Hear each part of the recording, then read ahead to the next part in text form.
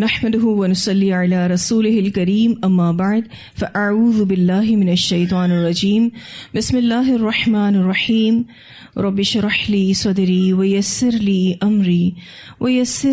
امري واحلل عقدة من لساني يفقهوا قولي رب زدني علما اللهم فقهنا في الدين اللهم إنا نسألك حبك وحب من يحبك والعمل الذي يبلغنا حبك اللهم إني أسألك الثبات في الأمر والعزيمة على الرشد وأسألك شكر نعمتك وأسألك حسن عبادتك وأسألك قلبا سليما وأسألك لسانا صادقا وأسألك من خير ما تعلم وأعوذ بك من شر ما تعلم وأستغفرك لما تعلم إنك أنت علام الغيوب اللهم ارزقنا إخلاص الہی آمین۔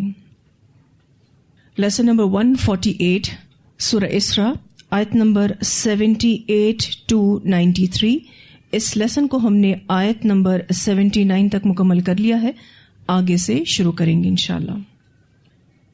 اللہ سبحانہ تعالیٰ فرماتے ہیں وَقُلْ اور آپ کہہ دیجئے ربی اے میرے رب ادخلنی داخل کر مجھ کو مدخلا داخل کرنا صدقن سچائی کے ساتھ وَأَخْرِجْنِی اور نکال مجھ کو مخرجہ نکالنا صدقن سچائی کے ساتھ وَجْعَلْ لِی اور بنا دے میرے لیے من لدن کا اپنے پاس سے سلطانا نصیرا ایک قوت یا پھر ایک مددگار یا پھر ایک طاقت۔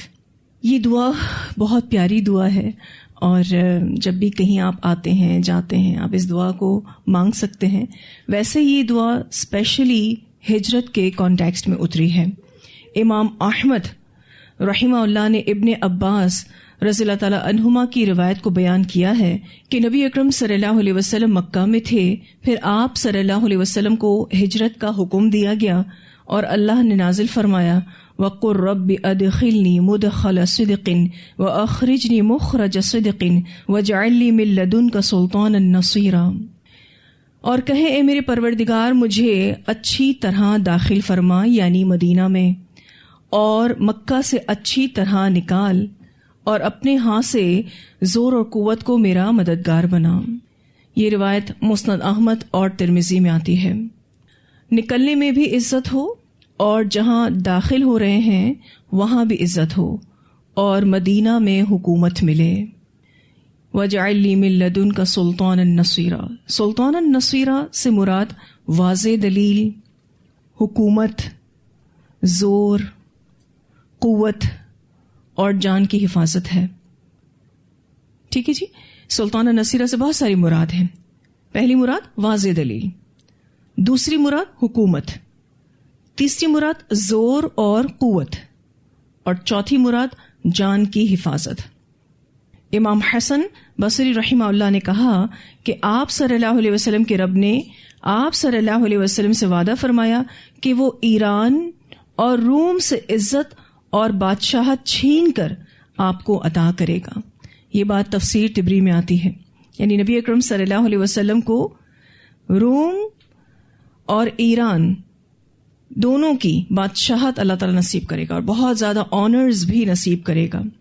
قتادہ رحمہ اللہ نے اس کے بارے میں کہا کہ نبی اکرم صلی اللہ علیہ وسلم کو معلوم تھا کہ آپ کو زور اور قوت کے بغیر اس کی طاقت نہیں ہے، اس لیے آپ صلی اللہ علیہ وسلم نے اللہ کی کتاب، اللہ کی حدود اور فرائض اور دین کی اقامت کے لیے زور اور قوت کا سوال کیا۔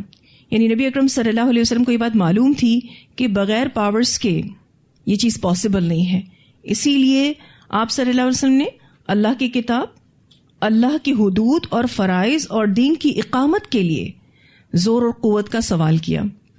پھر یہ جو جملہ ہے وَجَعَلْ لِی مِن لَدُنْکَ سُلْطَانًا نَصِیرًا، اس کے دو معنی ہو سکتے ہیں۔ ایک، مجھے خود ایسا اقتدار اور حکومت عطا فرما جس میں تیری مدد اور نصرت شامل ہو، یعنی آپ صلی اللہ علیہ وسلم نے اللہ سبحانہ تعالیٰ سے کیا مانگا؟ اللہ تعالیٰ مجھے خود کو اتنا پاورفل کر دے، میرا اقتدار اور میری حکومت اتنی اسٹرانگ ہو کہ جس میں تیری مدد اور نصرت شامل حال ہو۔ پھر یہ کہ اس کا دوسرا معنی یہ ہے کہ کسی اقتدار یا حکومت کے دل میں یہ بات ڈال دے کہ وہ میرے اس کام میں میرے مددگار بن جائیں. یعنی کوئی اور حکومت اور اقتدار میرے لیے سپورٹیو بن جائے. یعنی اس گورنمنٹ کے دل میں تو کیا بات ڈال دے کہ اس کام میں وہ میرے لیے سپورٹیو ہو جائیں. اس کے علاوہ جیسا کہ میں نے آپ سے ذکر کیا کہ آپ اس دعا کو کسی بھی جگہ جائیں تب بھی پڑھ سکتے ہیں اور کسی جگہ سے واپس آئیں تب بھی پڑھ سکتے ہیں. پھر یہ کہ بعض مفسرین نے اس کے معنی یہ کیے ہیں کہ مجھے سچائی سے موت دینا اور سچائی کے ساتھ قیامت کے دن اٹھانا. ٹھیک ہے, کچھ مفسرین نے یہ معنی بھی کیا ہے. کیا معنی کیا ہے؟ مجھے سچائی سے موت دینا اور سچائی کے ساتھ قیامت کے دن اٹھانا. کتنی پیاری دعا ہے. جب جب آپ یہ دعا مانگیں گے تو کیا مانگیں گے؟ اللہ تعالیٰ جب بھی اس دنیا سے جاؤں تو سچائی کے ساتھ جاؤں, اور کل قیامت کے دن جب تو مجھے اٹھائے تو سچائی کے ساتھ اٹھائے. بعض کہتے ہیں کہ مجھے قبر میں سچا داخل کرنا اور قیامت کے دن جب قبر سے اٹھائے تو سچائی کے ساتھ قبر سے نکالنا. کتنا پیارا معنی ہے نا یہ بھی, کہ جب قبر میں داخل ہوں تو سچائی کے ساتھ داخل ہوں, اور جب قبر سے نکلیں, اور یہ نکلنا کب ہوگا؟ قیامت کے دن, تو سچائی کے ساتھ قبر سے نکلیں. امام شوکانی رحمہ اللہ فرماتے ہیں کہ چونکہ یہ دعا ہے اس لیے اس کے عموم میں یہ سب باتیں آ جاتی ہیں, یعنی سارے معنی درست ہیں. ٹھیک ہے, ایک تو یہ کہ یہ ہجرت کے کانٹیکس میں دعا ہے. جیسے ہی ہجرت کا اذن آیا تو ساتھ ہی آپ صلی اللہ علیہ وسلم کو یہ دعا سکھا دی گئی کہ اے اللہ تو مجھے جہاں بھی داخل فرمائے, یعنی مدینہ میں عزت اور تکریم کے ساتھ داخل فرمانا, وہاں میرا داخلہ سچا داخلہ ہو, اور یہاں مکہ سے مجھے نکالے تو باعزت طریقے سے نکال, اور مجھے خاص طور پر اپنے پاس سے قوت عطا فرما. آپ دیکھیں تو مدینہ میں جس نئے دور کا آغاز ہونے والا ہے اس میں اپنے دین کے غلبے کے اسباب پیدا فرما. یعنی نبی اکرم صلی اللہ علیہ وسلم اس دعا کے ذریعے کیا مانگ رہے ہیں کہ اللہ تعالیٰ اب ایک نیا دور مدینہ میں شروع ہونے والا ہے, تو اپنے دین کے غلبے کے لیے بہترین اسباب عطا فرما, اور مجھے وہ طاقت, قوت اور اقتدار عطا فرما جس سے دین کی عملی تنفیذ کا کام آسان ہو سکے, یعنی دین کو نافذ کرنا آسان ہو سکے. اس دعا میں رسول اللہ صلی اللہ علیہ وسلم کو بالکل وہی کچھ ملا جس کی آپ صلی اللہ علیہ وسلم سے دعا کروائی جا رہی ہے. یعنی کیا پتہ چلتا ہے, اگر اللہ تعالیٰ آپ کو کچھ دینا چاہتے ہیں تو اس کو آپ کی دعاؤں میں شامل کر دیتے ہیں. کبھی کبھی آپ نے بھی یہ چیز نوٹس کی ہوگی کہ اچانک سے آپ کوئی چیز مانگنے لگتے ہیں, حالانکہ آپ کا کوئی ارادہ نہیں ہوتا, کوئی پلاننگ نہیں ہوتی. آپ دعا کرنے لگتے ہیں, اسباب پیدا ہونا شروع ہو جاتے ہیں, اور آپ کو وہ چیز مل جاتی ہے. تو جو چیز اللہ آپ کو دینا چاہتا ہے اللہ تعالیٰ اسے آپ کی دعاؤں میں شامل کر دیتا ہے. اور عنقریب نبی اکرم صلی اللہ علیہ وسلم کو یہ سب کچھ ملا. ہم نے سیرہ میں الحمدللہ پڑھا ہے کہ جیسے ہی آپ صلی اللہ علیہ وسلم مدینہ گئے ہیں آپ کا اتنا زبردست ویلکم ہوا ہے, آپ کو اتنا بہترین پروٹوکال ملا ہے. مدینہ میں جاتے ہی نبی اکرم صلی اللہ علیہ وسلم کا استقبال بادشاہوں کی طرح ہوا ہے, جیسے کوئی بادشاہ آیا ہے. اور یہ اس دعا کا نتیجہ تھا. نو ڈاؤٹ اللہ سبحانہ تعالیٰ نبی اکرم صلی اللہ علیہ وسلم کے سپورٹ پہ تھے, لیکن اللہ تعالیٰ کو یہ اچھا لگتا ہے کہ آپ مانگیں اور پھر اللہ عطا کرے.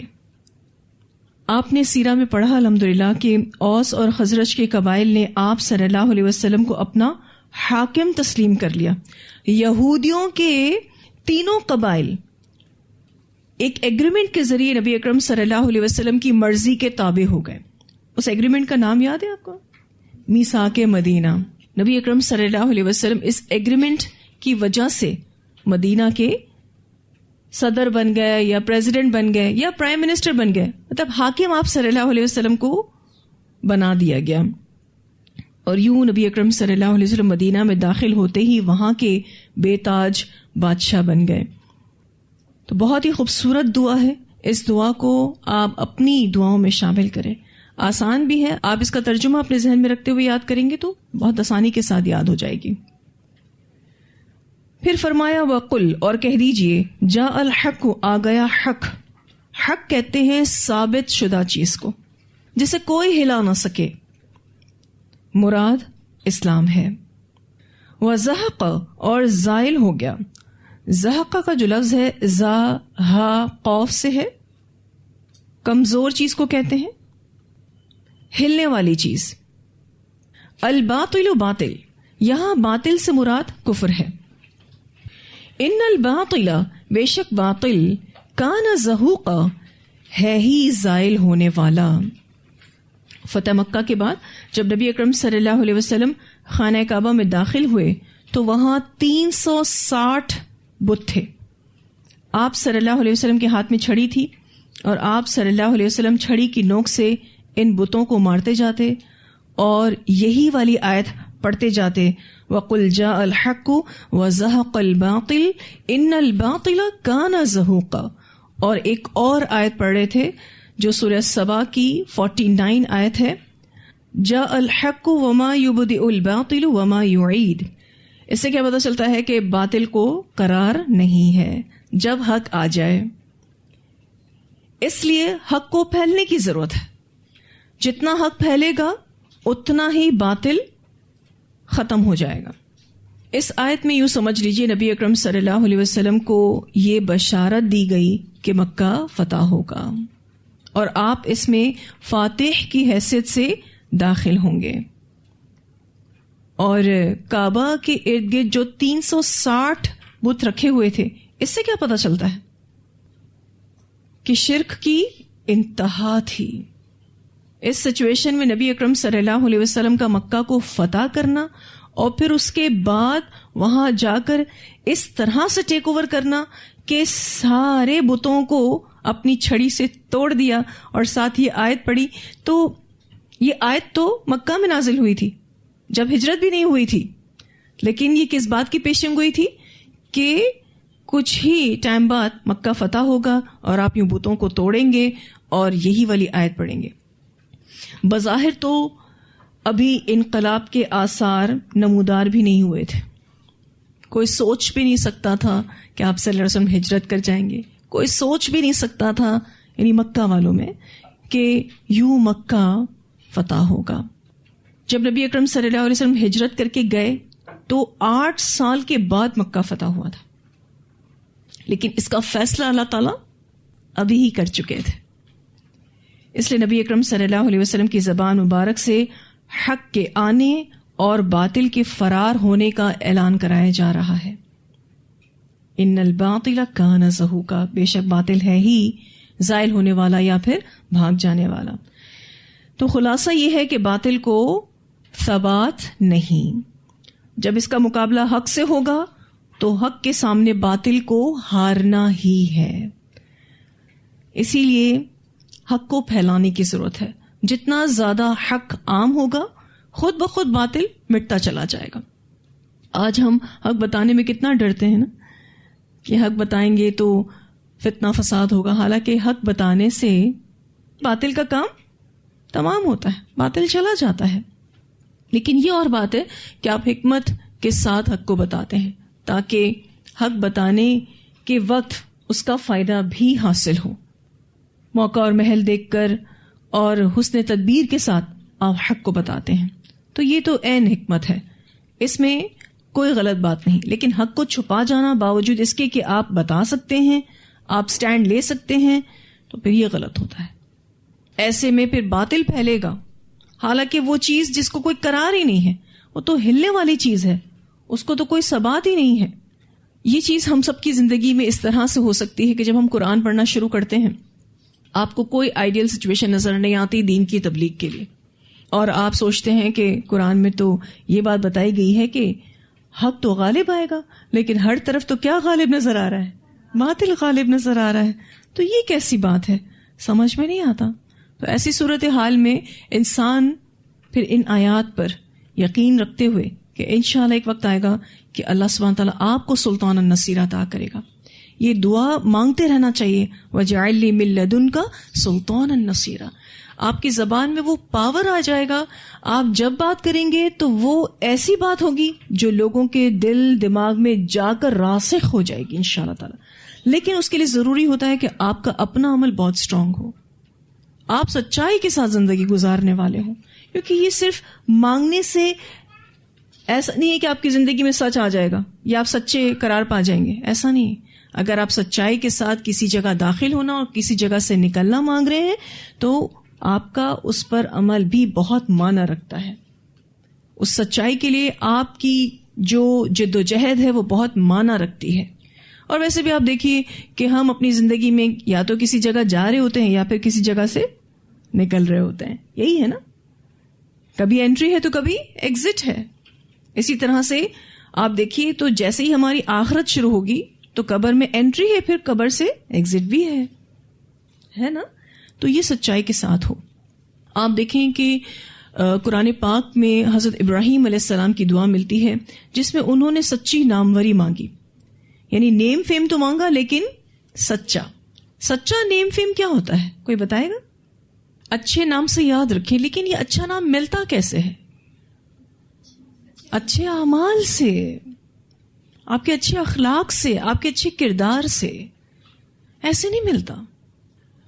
وہ دعا ہے ربی ہب لی حکما والحقنی بالصالحین واجعل لی لسان صدق فی الآخرین واجعلنی من ورثۃ جنۃ النعیم. یہ دعا حضرت ابراہیم علیہ السلام کی. آپ بھی مانگے سچی ناموری. عموماً لوگ جھوٹی ناموری کے پیچھے بھاگتے ہیں. کرنا کرانا کچھ نہیں، نام چاہیے. کرنا کرانا کچھ نہیں ہوتا. اور یہ نیم فیم جو ہوتی ہے نا، جس کے پیچھے کوئی عمل نہیں ہوتا، کوئی کردار نہیں ہوتا، کوئی اخلاق نہیں ہوتا، اور لوگ صرف لوگوں کو دکھانے کے لیے عمل کرتے ہیں، ان کے سامنے شہرت کے لیے عمل کرتے ہیں، تو اس کو کیا کہتے ہیں؟ تو ریاکاری ہے، یہ تو شرک ہے، مذموم ہے. یعنی ایک ایسا عمل جس کی بڑی مذمت ہے دین میں. لیکن سچی ناموری تو حضرت ابراہیم علیہ السلام مانگ رہے ہیں، اس کا مطلب یہ پسندیدہ ہے. اور یہ مانگنا دراصل اپنے عمل سے مانگنا نہیں ہوتا کہ مجھے کوئی سچی ناموری دے دو، کوئی بولنا نہیں ہوتا، کوئی کال نہیں ہوتا. یہ باقاعدہ آپ کا سٹیٹس ہے، عملی اعتبار سے، اخلاقی اعتبار سے، کردار کے اعتبار سے. یہ سٹیٹس آپ کے مرنے کے بعد بھی لوگ یاد رکھیں گے. اس کو کہتے ہیں سچی ناموری. اور پھر جب آپ حق پر چلیں گے تو obviously اللہ تعالیٰ آپ کی سچی ناموری برقرار رکھے گا.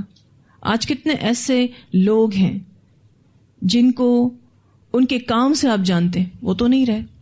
سب سے بڑی مثال ہمارے سامنے صحابہ کرام کی، وہ تو نہیں رہے، لیکن ان کا نام، ان کی سچی ناموری کیسے باقی ہے.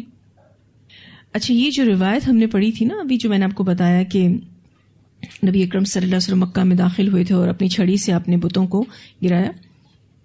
آپ صلی اللہ علیہ وسلم نے مکہ کو جب فتح کیا تھا تو اس حوالے سے روایت بھی آتی ہے. سیدنا عبداللہ بن مسعود رضی اللہ تعالیٰ عنہ بیان کرتے ہیں، فتح مکہ کے دن رسول اللہ صلی اللہ علیہ وسلم مکہ میں داخل ہوئے تو اس وقت خانہ کعبہ کے گرد 360 بت رکھے ہوئے تھے. آپ صلی اللہ علیہ وسلم کے ہاتھ میں ایک چھڑی تھی. آپ صلی اللہ علیہ وسلم اپنے ہاتھ کی چھڑی سے انہیں کچوکے مارتے جا رہے تھے اور یہ آیات پڑھتے جا رہے تھے، جاء الحق وزهق الباطل ان الباطل كان زهوقا جاء الحق وما يبدئ الباطل وما يعيد. اسے بخاری نے روایت کیا ہے اور یہ روایت مسلم میں بھی آتی ہے. ان دونوں آیات کی تلاوت سنتے ہیں، پھر مزید آگے پڑھیں گے انشاءاللہ. وَقُلْ رَبِّ أَدْخِلْنِي مُدْخَلَ صِدْقٍ وَأَخْرِجْنِي مُخْرَجَ صِدْقٍ وَاجْعَلْ لِي مِن لَّدُنكَ سُلْطَانًا نَّصِيرًا. وَقُلْ جَاءَ الْحَقُّ وَزَهَقَ الْبَاطِلُ إِنَّ الْبَاطِلَ كَانَ زَهُوقًا.